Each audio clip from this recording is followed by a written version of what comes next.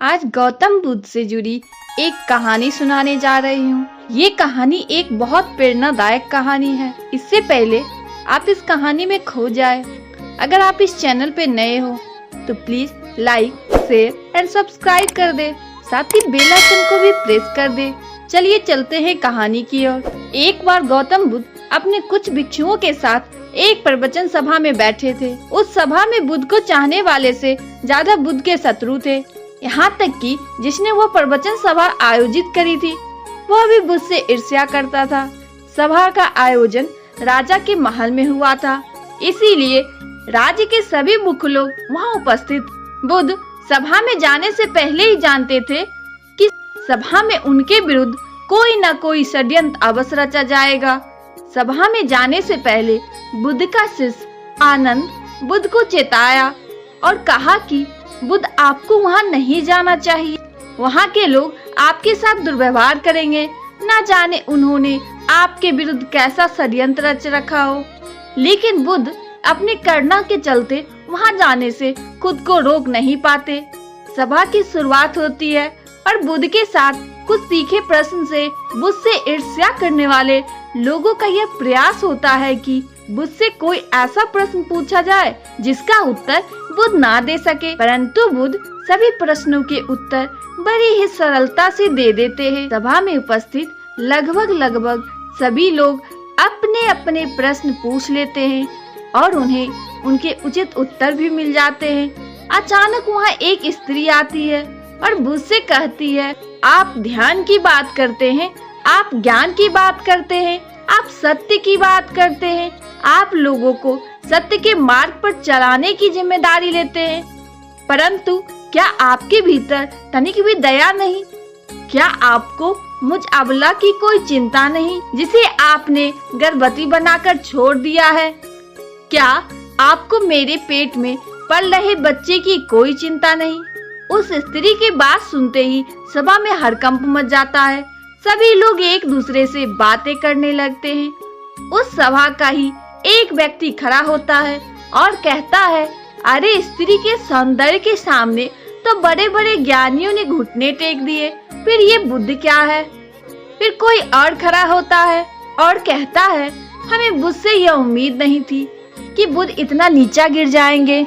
इसी तरह से सभा के बहुत सारे लोग खड़े होते हैं और बुद्ध को भला बुरा कहते हैं। बिना सत्य को जाने ही कि सत्य क्या है, लोग बुद्ध को भला बुरा कहना शुरू कर देते हैं। जब सभी लोग अपने अपने मन की भड़ास निकाल लेते हैं, तब राजा कहता है, बुद्ध आप अपनी सफाई में क्या कहना चाहेंगे? राजा भी बुद्ध से ईर्ष्या करता था। वह चाहता था कि बुद्ध बदनाम हो जाए। यहाँ पर एक आवश्यक बात आपको समझनी चाहिए कि इस सारी घटना का बुद्ध पर कोई असर नहीं था। ना तो लोगों के अपशब्दों का बुद्ध पर कोई असर था और ना ही उस स्त्री के झूठे आरोप का। जानते हो क्यों? क्योंकि बुद्ध जानते थे कि सत्य क्या है। वह अपनी नजर में ठीक थे। कहने की बात यही है कि चाहे पूरी दुनिया आपके खिलाफ हो जाए, अगर आप अपनी नजर में ठीक हो, अगर आप जानते हो कि आप सत्य के साथ हैं, तो आपका कोई कुछ नहीं बिगाड़ सकता। सभा के सभी लोग संदेह में थे। यहाँ तक कि बुद्ध के कुछ नए भिक्षु भी संदेह में पड़ गए थे। लेकिन बुद्ध जानते थे कि वह क्या है और यही आवश्यक था। इसीलिए उनके चेहरे पर 1% का भी बदलाव नहीं आया था। राजा बुद्ध से कहता है, बुद्ध क्या आप अपनी सफाई में कुछ कहेंगे?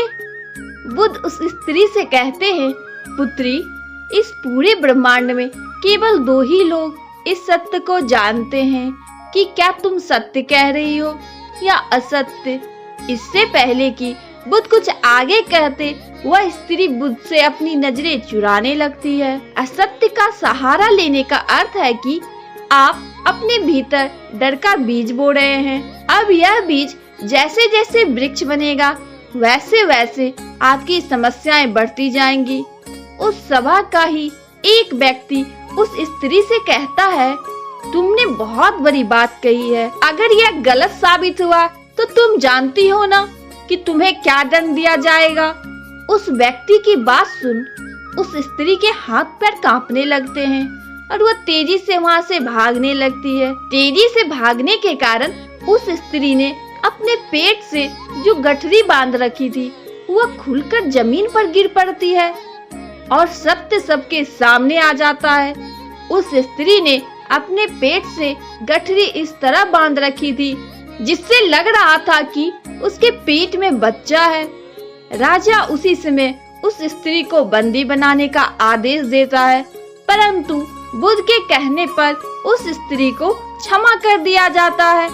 एक बात हमेशा याद रखना कि धैर्य और आपकी ही नजरों में सही होना आपको बड़ी से बड़ी समस्या से बचा सकता है और हमें हर समय अपने आप पर विश्वास रखना चाहिए और साथ में धैर्य भी रखना चाहिए।